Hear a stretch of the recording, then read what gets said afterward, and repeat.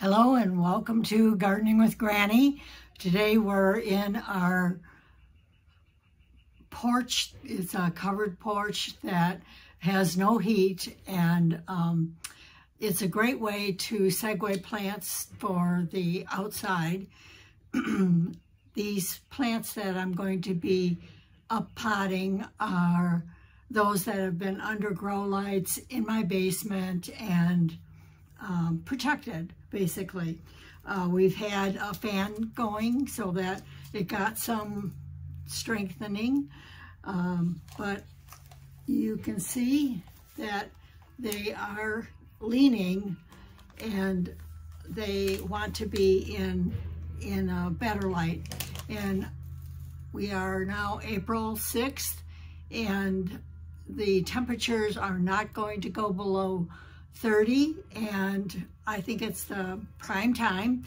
I'm hoping anyway that it's the prime time, otherwise I'm going to have to start the seeds over again. And I have an experiment that I've tried. Some of you have been with me when I started the Big Red W. These were seeds that I got from one of the biggest tomatoes that I grew last year, Big Red. And I'm not sure if there is a tomato called Big Red, so I'm calling it Big Red W because I live in Waterford. So they are quite stretched, and according to Whispering Willows, the gal at Whispering Willows, I am going to try one of them with her pinched, I'm doing it very gently here, pinched top. So this will force the Catalan leaves to push out two stems. And she says with that method, you will have twice the production. So we're going to give it a try on one of them.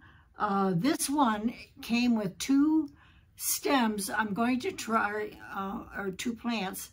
They are so closely tied together that I'm going to sacrifice one of them by cutting it away. So she also says that you can transplant a cut tomato like this. So we're going to try that one. So this is going to be an interesting experiment with Big Red W here.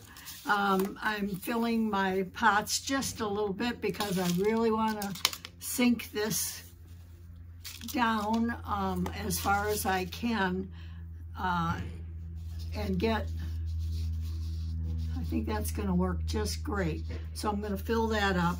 I don't have the ability to move the camera around so you can see me filling it up, but I'll try and raise it up. There we go. I can kind of do it that way. Well, I hope that spring has come to your area. It is starting to show its face here in Michigan, finally. There are no snow pockets anywhere. They all melted, and we're having, according to the temperature 10-day forecast, we're going to have pretty nice spring weather. So there we go. It's tucked in there, and we'll give it a label here. Who knows? All right, well, I'm going to continue planting the rest of these, and I will show you the results when we're done here. Well, I got half of them done, and I realized it's almost time for me to leave for an appointment, so I'll have to come back and do these.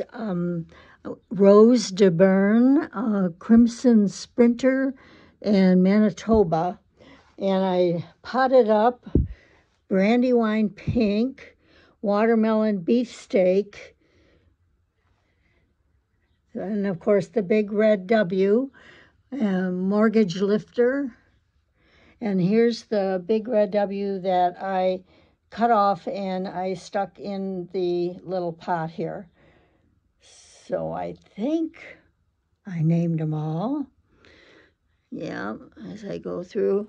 I did want to tell you what I use as a marker label are cut up strips of yogurt container.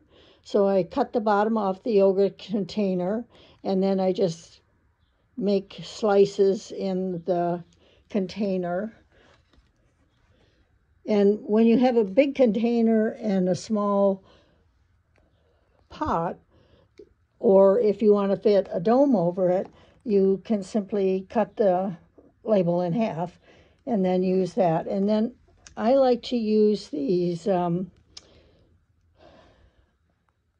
garden markers that I got off of Amazon, and they do not fade because I've had it where I've used a Sharpie and it faded and I had no idea what I was growing. And then I've mixed up things as well, so I'm trying my best this year to do a really good job of labeling.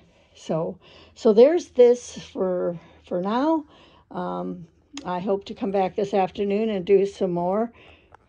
But that's the video for today. Thanks for watching.